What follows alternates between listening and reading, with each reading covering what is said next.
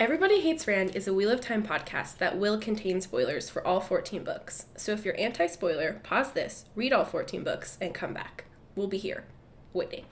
Our title is a joke and is meant to be taken as such. In the context of this podcast, everybody refers to us and our cat. You are free to feel however you want about Rand, who is a fictional character. Don't DM us. The world is a mess, Dark One stretching out his hand. The dragon's reborn, the fire's been fanned, but everybody hates Rand. Everybody hates Rand. Everybody hates Rand. I think it's a real power move to take your wife's last name. Yeah, I think it's just saying a lot about you. Yeah. If you're like, that's... Tibble, I'm sorry I left the cabinet open. That doesn't give you free reign to knock things out of it. Stop it! Anyway. Yeah, I just think if you're a man and you can say, oh, that's my maiden name, when someone refers to you by your last name, then what you're saying is, I'm a bold and decisive man. I don't take no prisoners. Yeah. I could save China. You're right. Yeah. You could. Yeah. This is what a feminist looks like. This is what a feminist looks like, baby. Yeah. Oh, that's my maiden name. That's my maiden. Dwayne The Rock Johnson rolls out. Oh, that's my maiden That's name. my maiden. Johnson? That's my maiden name. My real last name is The Rock. We saw the best Dwayne The Rock Johnson movie of all time on Saturday. I feel like that is a radical statement that I don't agree with. What? Okay, actually, Jumanji, Welcome to the Jungle. I was going to say Moana. Oh, I was thinking, like, him Okay. in His live non-animated, action. yeah. Jumanji's pretty good. Jumanji's pretty good, but in terms of sheer entertainment value, Fast and Furious Presents Hobbs and Shaw was pretty good. Like, I'll say this much for it, I was entertained from start to finish. It was very entertaining. Yeah. Today my coworkers asked me to give it a review, and I said, not enough car chases. That's very true. entertaining. That's true. They leaned a little too much into Hobbs and Shaw being, like, punchy dudes. It's exactly what I said. I was like, there's too much fist fighting for my taste and not enough, like, cool car stunts. Yeah, the car stunts is, like, I get that they're, like, we're not the ninth Fast and Furious movie. We're Fast and Furious Presents. We are an offshoot, and we have set ourselves up for multiple sequels. Yeah. But, yeah, cars aren't as big of a thing. And I'm like, but they could be. But cars are cute. If it ain't broke, don't fix it. Exactly. That's what the Fast and Furious movies are for. Mm-hmm. Car stunts. That's why they're called Fast and Furious. Yeah, and they're also to lay a framework so that we, as a human race, can understand just how good Mad Max Fury Road was. It's true. Because it's like, damn, those stunts in Mad Max Fury Road, very good, very well edited. True. Everything. Mad Max Fury was a So perfect good. movie. In the vein of car chases, this did pretty good. Remember when the pregnant lady blocks people with her pregnant body? Yeah, blocks her sisters, essentially. Yeah. Her fellow women with her pregnant body, because she's like, fuck you. Yeah. Fuck you. So good. And then she dies, which is really sad. Yeah, And also a spoiler, so if you haven't seen Mad Max Fury Road.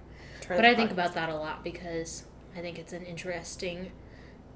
I talked about this in one of my blogs, and I don't know why I didn't think of this, about how pregnant women are always present either to be deliberately put in danger or to be, like, have plot armor. Like, if a woman's pregnant, it either means she's untouchable or she's gonna die. Yeah. Or get seriously injured or kidnapped or wounded or threatened. Which That's is just like, interesting. because, and it's a whole thing about women being vessels, etc., and how once you're pregnant, you're worth more. Mm-hmm. But it's just like an interesting thing. And for some reason, it doesn't bother me too much in Mad Max Fury Road. Well, I just feel like there's so much else going on with it. It's the, like, rule of multiplicity. Like, there's so many women with so many different arcs that, like, her arc isn't just played off as she's more important because she's pregnant. She, like, uses that belief against the enemy. Yeah, there's the idea that she is savvy of that trope and is using it for her own benefit. Yeah. And then the fact that she dies with the unborn child is still in itself a revolutionary thing because it hurts the bad guy. Mm-hmm. Anyway, it's just a perfect movie. I can't emphasize enough what a perfect really movie good. it is. I just love it so much. It's really, really good. It's one of 5 life-changing things that happened to me in London.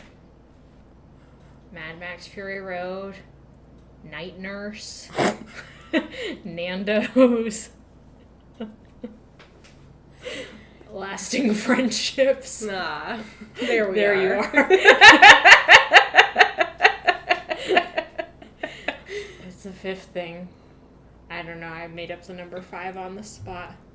Just in general, a love of... Sandwich World? Sandwich World is a pretty good one, but I couldn't quite enjoy Sandwich World as much as everyone else could, because I couldn't open my mouth. What other good things happened? I think it's one of the London? one things that we haven't talked about in London. Yeah, Emily had some jaw problems. I had some jaw problems because when I have anxiety, which I didn't feel like I did in London, but I guess I did a little bit. My jaw just is like, goodbye. What about that night that everybody went out clubbing and you and I stayed home in our respective bunk Yeah, beds? we didn't even hang out. We kind of texted throughout. Yeah, we were just chatting, but both of us were introverts need to introvert tonight. Yeah, that was when I knew. I was like, not only is Sally the only other person who was like, fuck this to the club night, but she also was like, and I don't need to hang out with you either. I'm gonna go sit in my top bunk, and you can sit in your top bunk, and we will both scroll the timber for the rest of the night. I fucking love that top bunk. That might be the 5th thing is bunk beds. Yeah. I just love bunk Emily beds. does love bunk beds. Love bunk beds. Bunk beds. But I love bug beds. I love bug beds. Oh wait, I thought of the 5th thing. It's the song Steps by Handsome Ghost. I don't know why I found that song in London, but it's one of my top songs. I don't know if I've heard that one. I'm sure you played it for me. I'm sure I played it in my car a lot. It's very soothing. It's also right in my vocal range, which is to say that one, the C, the main C chord. How does it go? What? I don't know music notes. I don't know shit all about music. Did you play piano as a child? We're avoiding talking about the Shadow Rising if you can't tell. I got several piano lessons from my grandmother who was in the early throes of dementia. Huh. So I did not learn a lot. Understandable. She's also the person who taught me how to play chess. So I love chess. I love chess more than it's probably reasonable. But you can teach me how to... No, I wouldn't. Do you know how to play chess? Well, you could teach me how to play it properly. Oh. I kind of get a little too sentimental when I'm playing chess, and I forget that they have, rules, and I'm true. But the queen should be able to do this. Well, the queen can pretty much do whatever she can wants. be able to... She can do pretty much anything, but I want her to be able to, teleport and shit. She loves him that much! Protect your man, queen. 2 queens. Yeah. Oh. Lesbian chess. Lesbian versus gay chess. Amazing. Where you have to have 2. You'd have to stack the odds some other way, because if you have 2 queens who can. Yeah, obviously. Who are by the same rules, and then 2 kings who are both useless and equally vulnerable. Yeah, I feel like we're really depicting the true reality of lesbian relationships. Yeah, that's true. Put 2 lesbians together, unstoppable. Ultimately, just super powerful. Yeah. In any way. Yeah, I feel like then you could just give the queens only have pawns otherwise. Yeah, exactly. Exactly. Well, I can't believe we just invented the best game of all time. Gay chess. We'll update you once we get a chess set. I know, I kind of want to take chess lessons and learn strategy and get really good at it. I'm sure I could do that on YouTube and not actually pay somebody. I don't know. You could also get a chess app, and that would just hone your and play against a computer at varying difficulty levels. You're so smart. I'm gonna download a chess app. Oh damn! Now. Okay. I really like chess. Did you guys know this about me? I didn't know that about you. I really love chess. I took piano lessons till I was 12. What? I didn't know that about you. Well, I didn't want to. It was a dark time in my life. I was deeply unhappy every time I had to go over. Really bad chess. Over to the Widmer's house to take piano lessons. April Widmer, who has now since passed, God rest her soul, was a lovely woman, but I did not like having her as a piano teacher. No. I would have preferred if she was just my neighbor, because my mom forced me to take piano lessons. And now look, nothing came of it, because I can't even name the keys on the keyboard between the one where you put your right thumb and the one that your pinky can stretch to. What's that called? Who's to say? I only know how to play chopsticks. Oh. I know there are black keys and white keys. I also played the cello. I did know that one because it was, like, bigger than you, It was right? very much bigger than me. That was kind of why I picked it. Power move. Yeah, just because I was like, I gotta have a weapon. A violin. I'm gonna use my cello, like Ellen Page before me. I'm gonna use that my was my middle school string mentality. instrument. Because, like, fuck middle school, you know? Okay, so we're now 10 minutes in, and I guess we have no choice but to talk about the Shadow Rising. We could just play chess. That's true. Knight to E3. Oh, thanks, Ron. You're welcome. Harry. Is that even a line that he says? I just made something up on the spot. Sure. It's very endearing that Ron loves chess. That's because Ron is a good boy. I know, Book Ron is a very good character, and I love and would die for him. Yeah. Well, maybe I wouldn't die for him. I say that a lot, but I don't really mean it most of the time. Yeah. I get that. Yeah. Anyway. This is, in fact, Everybody Hates Rand, a Wheel of Time podcast. I'm Emily Jushaw. And I'm Sally Kitchen. Why do you always laugh when you say it? Because you were like, this is a wheel of... I don't know. Because I'm a joke. No, you're not. Stop. Who was it today who posted... Obviously, we record way before we release these, especially these days. But who was it that you blogged their Instagram story? And they just, like, written stuff we said, I guess? Yeah, that was Morgan. I'm obsessed with Morgan. He, like, wrote out Emily's Larry monologue in his work notebook or something. I can't emphasize enough to you guys how whack it is to be a podcast person, and people are like, remember when you said this? And I'm like, literally, no. No fucking recollection of what passed through my lips in the space between when I pressed the record button and when I pressed the unrecord button. Sometimes I remember, and then sometimes I'll be listening to the episodes, and I'll be like, did I fucking say that? Sally can also listen to the episodes. I edit them, and then it's like, goodbye, I have to purge this from my... It's like math. Well, that is one, because I have a complex where I need a lot of attention and validation. And I'm not giving you enough attention. Listening to my own podcast sometimes makes me feel important. Second, when I'm working on transcripts, which I know I'm miserably behind at, guys, and so bad, they're just, like, really time-consuming, and it gets... No, yeah, they're very time-consuming. Kind of exhausting. I don't do them anymore, because they're so time-consuming. Yeah, they're just... but we're really trying... I'm doing them... I know it doesn't seem like it, but literally as fast as, like, is humanly possible while having a life. And I don't really have much of that either. It's just, like, being able to go to the grocery store. Yeah. And go to 3 Walmarts, because today is... Yeah, Sally came home and I was sitting there eating onion rings and minding my own business, and she was like, I just went to 3 Walmarts, and I was like, what the fuck? It's because I have the stupidest job of all time. But anyway, yeah, those are why I listen. It's really weird, especially that I'm still working on transcripts for our first season, and I'm like, what were we even... Just feel like completely different people, you know? Yeah, I'm a completely different person. I'm a completely different person every fucking time we edit this. Yeah. We record Well, this no, podcast. it was super weird, because, like, we ended season 1, like, over a year ago, and, like, we were still living in New York, and, like, the stuff we talk about is just super weird. Yeah, we've been home from New York for about a year now, which, like... We've been home from New York for almost exactly... We already talked about this in one of our other podcasts where we reached the year mark. Okay, now we're 14 minutes in, and I'm seriously not going to delete any of that, because it was pretty fucking good. It was, yeah, we're pretty funny. Did you guys know what doesn't rock? The opening chapter of The Shadow Rising. Which Sally read and I, like, skimmed. I mostly skimmed it. Okay. Because, I mean, you can only read a description of Swan Sanche so many times before you're like, I get it, she's small, she's angry, she used to be a fisherman. Yeah, like, Da-da-da-da. we're kind of retreading old ground. Yeah. And we'll probably keep calling it the prologue, but it's actually the first chapter of The Shadow Rising, but I think of it as the prologue because it has the Wheel of Time prologue format, which is a bunch of randos talking. Yeah, like, not main points of view characters, setting up stuff that you will then deal with. Yeah. God knows how many hundreds of pages later. Oh my god, I came up with a brilliant theorem that is going to be on my blog about how to measure the utility of these random scenes that come from random point of view characters, like whether or not they're actually worth keeping or not. Wait on me.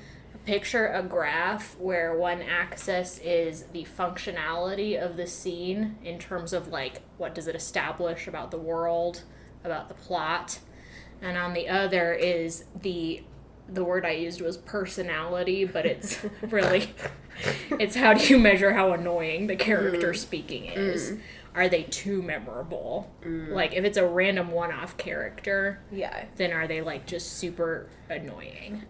And it's like, you have to find the happy medium between high functionality and a character who is inoffensive. Okay. So you want it to be kind of like a low line. Yeah, so, or you can... Or you want it to be this... Yeah, or if you have high personality down at the bottom and low personality up there, then you want it that way. Okay. Or maybe, I don't know. Anyway, it's a work in progress. It's a good theorem, and I agree. I'm going to use that in my own writing. Thank you. I had a fun... It's because I just read the opening... Well, some of the opening sequences of A Memory of Light, and there's actually a very good one in the very beginning of A Memory of Light, where you have a character who is not particularly annoying, and also is doing a lot to establish. Which is not typically what happens when Brandon Sanderson is at the helm, which I also talk about. Anyway... Unrelated, but your eyebrows look really great today. Thank you. Yeah. Completely unrelated. They just look excellent. Okay, thanks. I colored them in a little bit. You use like a pencil or like a pot? No, like a little pencil. You just get these little pencils. ELF has a bunch of them that are really nice. That's what I was using. I'm trying out some new eyebrow products because my eyebrows and I are constantly at war. So I tried an ELF pencil, and then I got one of their little pots that I'm trying now, that you, like, paint on with a brush. Anyway, this is EHR's makeup tip. Yeah, here are my suggestions for eyebrow maintenance. 1, grow up with Becky Jusha as your mother, because she will fucking pay you, like, $5 to pluck your eyebrows, because she's a weird-ass woman who just, like, loves... Kind of a sadist. Yeah, well, it's not the pain, it's the, like, the nitpicky thing. She just likes to, like, pick at little things. It's one of those weird compulsions. And she also is just like throws money around like nobody's business. That's true. So she'll be like, sit down for 5 minutes, I'll cause you pain in your eyebrows, but I'll also... Anyway, what that will do is establish in you a hatred of having your eyebrows plucked. Then you also have to be born at a specific time in history where full eyebrows will come back in.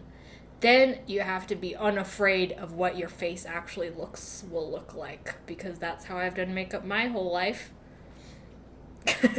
It's worked out so far.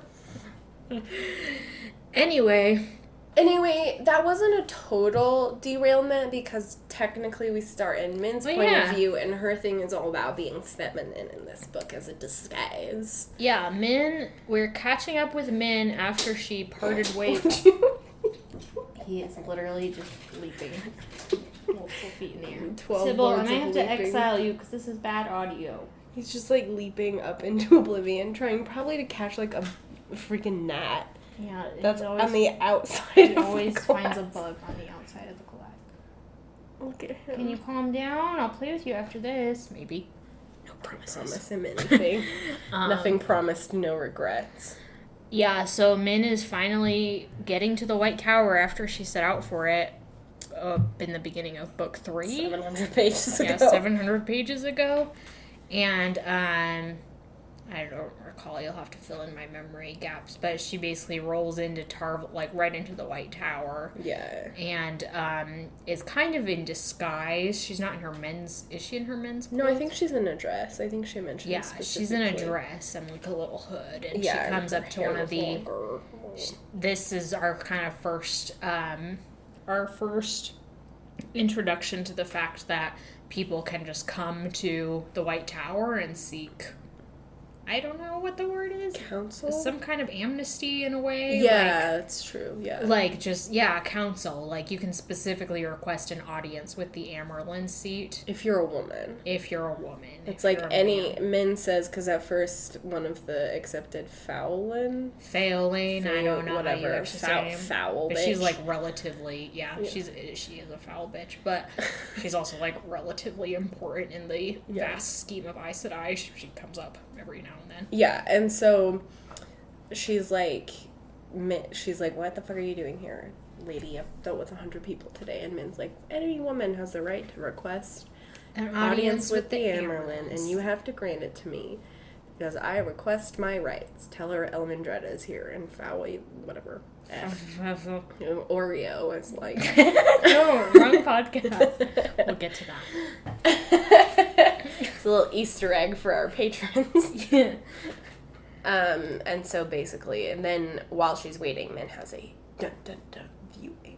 Yeah, there's the whole scene of this where I want to get us a little, as we get into the Shadow Rising, we're going to try and stop doing beat for beat recaps of each chapter a little bit and kind of just talk about themes a little bit. Trying to get a little more literary. Yeah, trying to get a little more literary. Not to say we won't do the drunk history thing every now and then, which is really funny because neither of us is ever drunk. I just sound like this. It's true. But yeah, there's what happens here is Min's trying to stop. You're just so funny. Min's trying to get an audience with Swan, and she encounters a few people, but throughout is this omnipresent building dread because she's having viewings. As she's told us, it's a well-established fact that she tends to have viewings more with Aes Sedai and their warders, so this is kind of a viewings-heavy place. Mm-hmm. She's also been here before, so it's not like there's a shock factor in her seeing all these people. She's seen these people or people like them before. Mm-hmm. But suddenly she's seeing all these really violent and gruesome viewings, indicating that these people are going to die or be injured or be captured. And she's like, what the hell? Like, what the fuck? Mm-hmm. She's getting more and more freaked out. It's very horror movie-esque.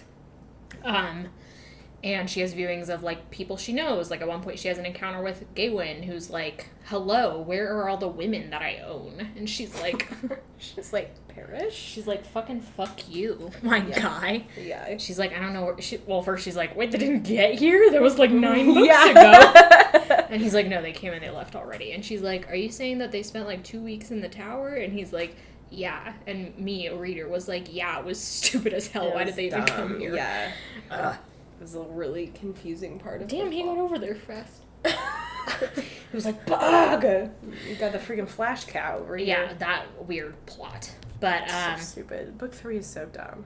What? Book 3 is so good, except for that part. No, book 3 is amazing, but it is also objectively kind of like the bitch idiot book. Yeah, it's like, we're so stupid. Yeah, every character is just like full dumbass in that book. Which book is this? The like edgy... Yeah, this is like edgelord. This is... edgy bastard? Yeah. Oh my god, we need to make an alignment chart. I know, we'll figure it out. Ah, shit. Oh, we'll shit. release that sometime. We'll do that at work tomorrow when I'm bored. God damn. Yeah, we gotta get on top of that before somebody steals our intellectual property. My friend is trying to live text me Bachelor in Paradise, which I can't emphasize enough I don't care about, but whatever. Yeah. Cultivating friendships. And she was like, oh, sorry for the small break. One of my best friends just got engaged, and it was totally out of the blue, and I was on the phone with her. And I'm like, sorry for not responding to you. I'm recording my dumb podcast. And also, I don't care enough to respond. Bachelor is bad. Bachelor in Paradise is literally like putting acid in your eyeballs and ears. That's why I'll never watch it, but... I'm sure it'd be fun to get it second maybe the recaps will be funny. Who's to say? Anyway, yeah, Gawyn's like, oh, they came and they went already, but now I just don't know where they were, and no one will tell me because I'm a man, and no one believes in telling men things here in the White Tower. And Min's like, I agree that it's a problem, that someone should probably have informed you where your sister went. Yeah. Because, like, you do have a legitimate claim to her, more or less. But, you know, also not my business. I don't know where the fuck they are. Yeah. And Gawyn's like, okay. Also, I'm in love with Edwene. And Min's like, literally couldn't care less. And he's like, but Galad loves her too. And Min's Galad like, did you not just hear what I said? And Min's like, go cry to your diary about it. Gawyn would keep a journal, excuse you. Diary is too feminine. They would keep a leather-bound journal. No, he would bring a typewriter to coffee shops. I hate him. He's literally the worst. And like before first he's like, I'll just go practice with my sword. It's the only time I feel alive or whatever. That's so stupid. It's like, I hate you. Min's like, okay, get gone. No, get gone, girl. And also she's like, but before he leaves, she's like, oh, shit's gonna go down with him too. Yeah, like she sees like his face all bloodied or something. Yeah, it's just like some gnarly stuff that she doesn't quite know what it means. Like, of course she's seeing people that she's like sure that they'll die, but she's no one we know, so it's irrelevant. Yeah, obviously they're a bunch of red shirts. Yeah, Min this entire time is accompanied by a little novice named Sarah who is starstruck by Gawyn. Yeah. And I only mention because she'll have a small point of view later on in the book. She, da-da-da. Yeah. But Min finally gets taken to Swan's study. Swan's like, hello? What do you fucking want? And Min's like, your track record for dealing with people is as good as ever. Your social skills, fucking astounding. How did you get a position that literally requires you to be a good diplomat? Yeah, it's anybody's fucking worst. guess at this point. But she's like, Swan, big news. Something bad's gonna happen. And Swan's like, literally, I don't care because I have no perspective. Yeah. Swan's like, I'm too stressed about the Dragon Reborn who's on the other side of the continent to care about what's happening in my own home. And Min's Which like, is why she gets displaced at the end of this book. Min's like, sounds fucking great. Yeah. Min's like, awesome. Cool. Glad I'm here. Glad I'm here. Glad I was able to give you this valuable information. Don't say I didn't fucking warn you. Someone's like, okay, but tell me about Rand. Yeah. And Min's like, I love him. Min's like, I love him. Daddy, I love him. Swan's like, didn't ask, bitch. No, Min's like, he's on his way to Tyr. And Swan's like, oh, great, so Moira's going to take him to get the sword out of the stone. Do you guys get it? Do you fucking get it? Do you get it? It's not like we didn't get beat over the head with it. And Min's like, I very much wish that was what happened, but what actually happened was that Rand ran out in the middle of the night like a teenager who's been grounded. And was like, fuck you, Mom. Mm-hmm. And now I don't know where he is or where they are. For all I know, he's already got the sword. Yeah. And someone's like, great. Sounds lovely. It's significantly less good news. Someone's like, ugh, he must have heard the prophecy. I'm so mad he heard any of the prophecies. And Min's like, what? Yeah. Doesn't he have to do the prophecies? And Swan's like, no, but I want us to, force feed him what knowledge we have and completely manipulate him. It's only now as I'm an adult that I'm kind of like, the White Tower, Swan really would have fucked it up, Yeah, no, for Which sure. isn't to say that he didn't get fucked up by everything that happened. It seemed like it was a lose-lose situation, but... No, yeah, it was kind of...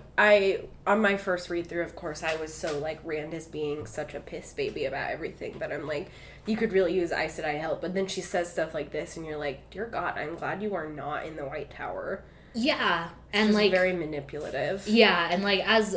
It's so weird, because I'm often on Moiraine's side of things, and I still kind of am, because she has good intentions, and ultimately she's there to be a resource for Rand. Yeah. But she also has a learning curve where she doesn't figure out how to offer that until the book that she dies. Yeah. So it's a little bit upsetting. Yeah, it's very frustrating. Because, I mean, everybody's at fault. We've talked about how Moiraine and Rand's relationship is like two egos just going nuclear on each other constantly. Clash of the Titans. Because it's like neither of them can swallow their ego for 1.5 seconds to have an actual human conversation. But it still is kind of I don't know. I understand the fate of the world is at stake, but maybe don't manipulate teenagers. Yeah, it's just generally a bad vibe, and it speaks a lot to I hate to use the term reverse sexism, but as we've spoken of at length, Wheel of Time is set up as a world where men in some instances are just not as privileged. Yeah. And this is one of those instances where we're talking about Vatican, but female fantasy Vatican, where it's these women have a lot of power politically, and if they are in a position to be near you, then actually physically. Yeah. So. Yeah, for sure. I think Rand gets it a little bit harsher, but as we talked about at length in The Dragon Reborn, she treats Edwene, Nynaeve, and Elaine very much the same. Bad, she just believes that people, and I think Min says it at some point, she's just people are just tools for you or whatever, and blah, blah, blah, blah, blah. So, of course, Swan has to have a humbling arc at the end of this, which is itself kind of annoying. Yeah, we'll talk about that at length, I'm sure. Yeah, I've been thinking a lot about, how this little prologue functions to, set up the quote-unquote bloodshed that will happen at the end of this book. And it's, I remember it being a very impactful scene because it's so, deeply creepy and upsetting. First of all, you already have Min with a kind of creepy power set who sees things that no one else sees. Yeah. This very, prophetic thing that isn't, you know, it's not a dream thing the way Edgewene's are. These happen in her most conscious waking moments, which is kind of disturbing. But then it's also just, like, the idea that she can see into a future where something bad is going to happen, but she doesn't know when or how or why. Yeah. And literally anyone reading this can kind of see, because we break from Min's point of view to Aleda's point of view. And Aleda's like, I'm going to fucking get rid of Swan Sanche. Yeah. She's like, nah, kill that bitch. Yeah. And it's like, I'm a little bit frustrated by the breaking of the tower itself, in that we do see it through Min's perspective. Yeah.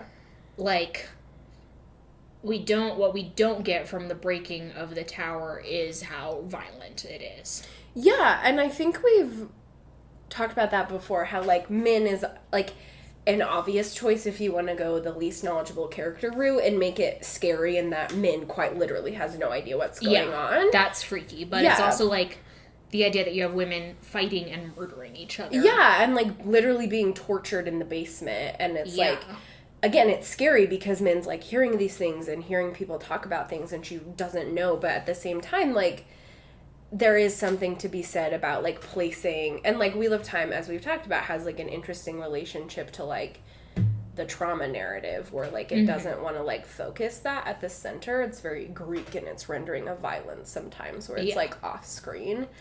But it's like, this is a huge political trauma, and we're getting it through the eyes of someone so far removed. Yeah, and I also just think it, like, because we're not with any of the women who are experiencing these things, we're not, like, experiencing it on kind of the macro level that we get later White Tower conflicts. Yeah. Like, when the Shanshan invade the White Tower in book 12 or whatever it is, it's like, you see it through many, many characters' points of view. Some we're very familiar with, like Edgewene, and some we're less familiar with. And that works really well because it just, like, tells you what's happening at every level of personhood. You know, the powerful, the non-powerful, etc. And with the White Tower, it's like, now we're going to split, and we're going to be very much involved in the aftermath of it, and women at war with each other, but we as readers don't necessarily understand the motivations of these women. Like, if I was in the White Tower and saw, like, one of my friends get murdered, then of course I wouldn't be like, yeah, let's go make peace with them. Yeah. I'd be like, fuck them. Yeah, know? Of course. But we're not really seeing that. Even, like, as much as I hate him, like, a lot of Gawyn's arc is formed by, like, what he has to do here, and technically, like, breaking his honor code by letting them leave or whatever, and, like, be interesting to see more of what, like, he's doing. It's like, pretty frustrating that we don't see Gawyn as he's doing, like, he has to kill his mentor. Yeah, which I'm sure is awful. Yeah, that's fucking upsetting. And, like, I hate Gawyn points of view, but that would be a pretty valuable one to have. Yeah, to, like, understand then, like, his shitty mindset going into the next couple of books. Yeah. Being like, yeah, of course he's, like, doesn't know what to do. Like, his entire moral code has been just, like, scattered. So he's holding on to what scraps he can, which is Elaine and Edgewene and like killing Rand. Like, it's an admirable experiment with this particular trauma to try and do the before and after of trauma. Yeah, of course. In the way that the girls are experiencing it, you know? The girls are far removed from it, and so they just kind of hear about it and then have to participate in the aftermath. Yeah. But it's like, that would really work for a lot of things. I think a lot of more personal traumas. Yeah, it's exactly what I was going to say. But on a geopolitical trauma like this, you kind of have to be in it for your readers to understand what's going on. The words are right out of my mouth. Thanks. I think you're right. I think, like, as much as it's important to, like, render trauma in literature, like, you also, it's literature. You can't render trauma in exactly the same way. Like, it gets a lot easier when you're doing it on the level of an individual person. But, like, at some point, Robert, like, we do also need to be plot conscious. Yeah. The only way I can think of for it to be better would require, like, a serious rewrite of The Dragon Reborn as well as The Shadow Rising, because I'd want all three girls in the White Tower when it breaks, and then them, in a way, fleeing from that, as well as pursuing the Black Aja. Oh, my hell! You know better than this. Just because there's water somewhere doesn't mean you have to be there. Snitch. Gotcha. Ha. Goodbye. Oh, anyway, then the end of this little point of view with Min is that she's now going to be disguised as a more feminine version of herself. Yeah.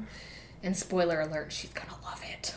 Because she's hot. Yeah, because, ooh, look, I suddenly have sex appeal. No Ooh, pun. because suddenly performs femininity and suddenly everyone's nicer to you. The idea that you have to perform femininity in order to be sexy is so absurd. Like, butch women exist. Yeah, honestly, They're have some you of the ever sexiest seen creatures. a butch woman? Jesus Christ. Come on. It literally takes my breath away sometimes. God, like, yeah. butch women really do have just, like, style and sex appeal on lock in a way that I guess straight people just can't comprehend. Yeah, they can't touch it. Have you seen that Tumblr post that's like, butch women don't dress like straight men, straight men dress like butch women, and they're failing at it? Yeah.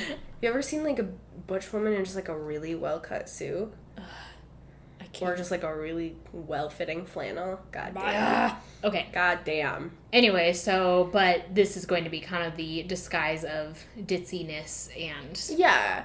Like, flooziness. in a way, I think it's interesting because it, like, makes obvious the fact that gender is a performance. Uh-huh. Of course, so there's, like, an interesting level to that. And if Robert Jordan complicated it a little bit more than Min is suddenly delighted to be, you know, sexy or whatever.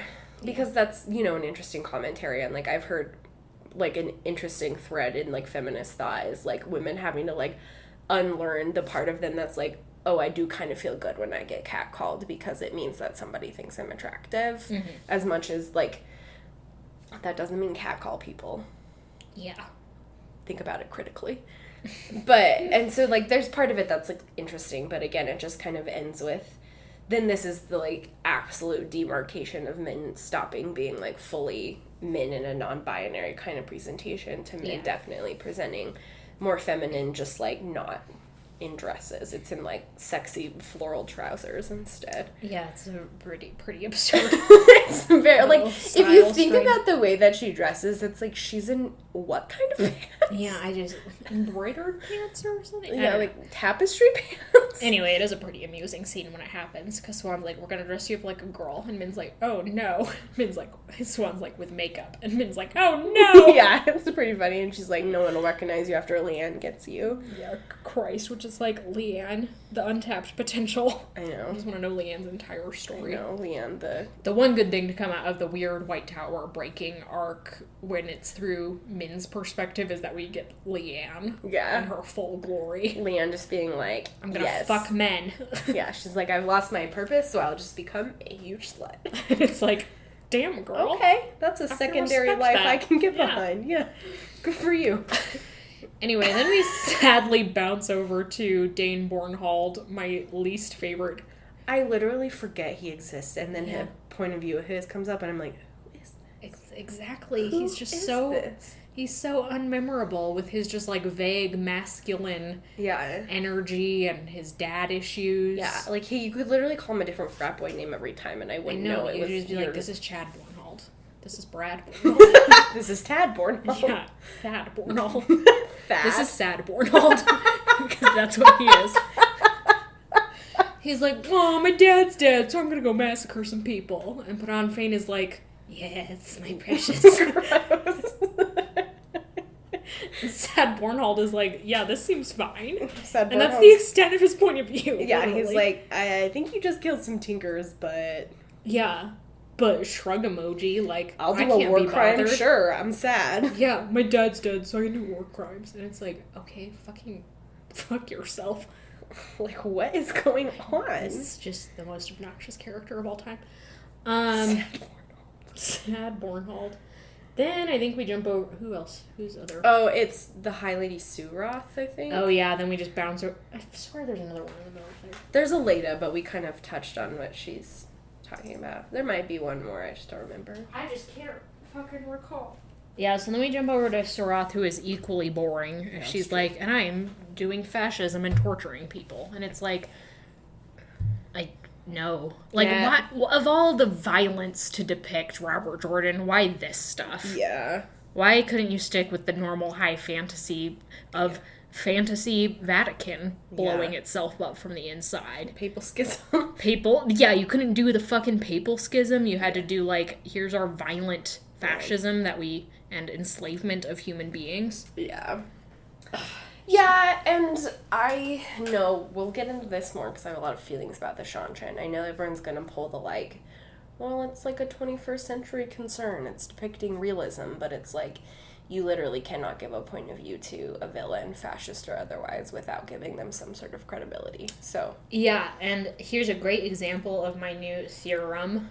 Saroth's perspective here does have high functionality in that it reminds us that the Shanshan are an omnipresent threat and are going to come back, and, like, shit's gonna go down, but it has extremely high levels of personality, and that Saroth is the most obnoxious character, and just, like, like you said, it is not ethical, actually, to give her a point of view. Yeah, it's really not. Like, it's, like, as we've said 100 times, like, points of view are inherently humanizing. That's just how it works, occupying another person's perspective, and that's why, like, you, like, writers have a high responsibility to, like, give points of view to characters who have value. Like, I've seen people give villains points of view with, like, an interesting end, but not to just be like, remember how the Shanshan invasion is coming? Like, if you want to do that, like, have Edwene thinking about how she was in the hands of the Shanshan for... Yeah, and, like, it becomes a little bit troubled when we get points of view from Tuon, and, like,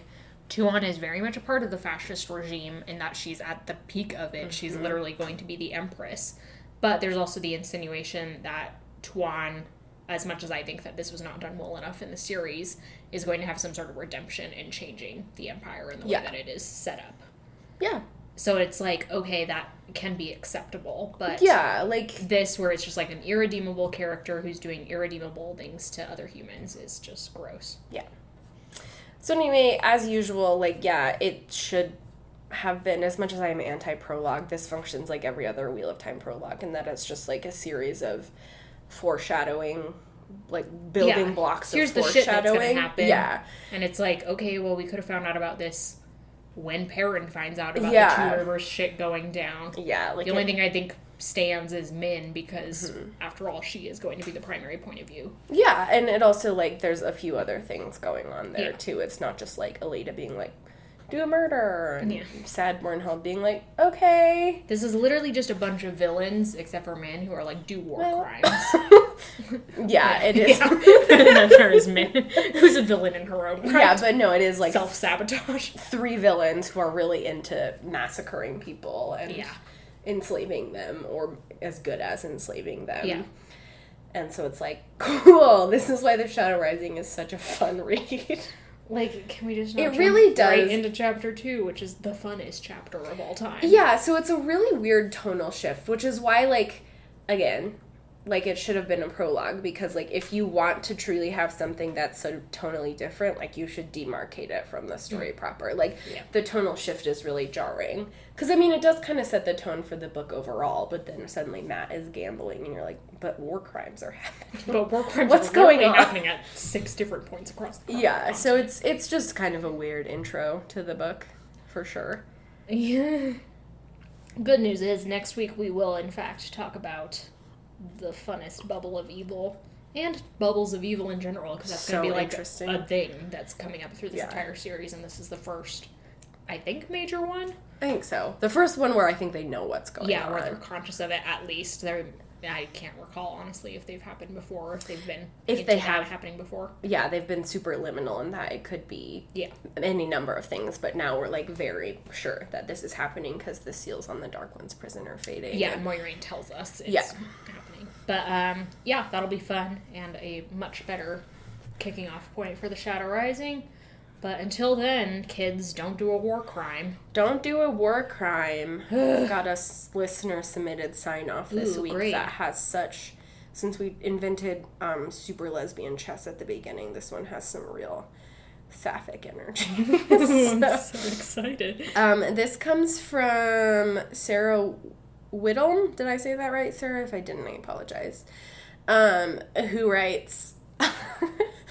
So I was in bed with my then girlfriend, now wife, one Saturday morning when my mom called out of the blue to chat. I'd forgotten to charge my phone the night before and was down to like 5%. And as the conversation went on, I was seized by this great need and I said, yeah, so I've actually been seeing someone lately. Her name is Morgan. And then my phone died. Damn. Isn't that so cool? Such like a fucking power. Yeah, I know. I read it and I was like, so good. Good. Excellent. Yeah. Isn't her family was just like, okay, cool, right? Like, they were supportive. Yeah, and then it's like by the time I got it plugged in and charged enough to call her back, she and my dad had talked about it and told me they supported me and just wanted me to be happy. So really just like a good, wholesome love story all around. A good sign-off, but also imagine coming out to your mom and then your phone dies. Seriously, such a power move. My mom would murder me, probably. I mean, yeah, Becky would Not for the gay thing, but for the then unreachable thing. And Becky would murder your father, your siblings, all of Utah until she could reach you. And then you. She would just go on a murder spree until your phone was charged because her rage would be so uncontainable. Okay, anyway, support us on Patreon. Don't do war crimes. Don't do war crimes. Bye.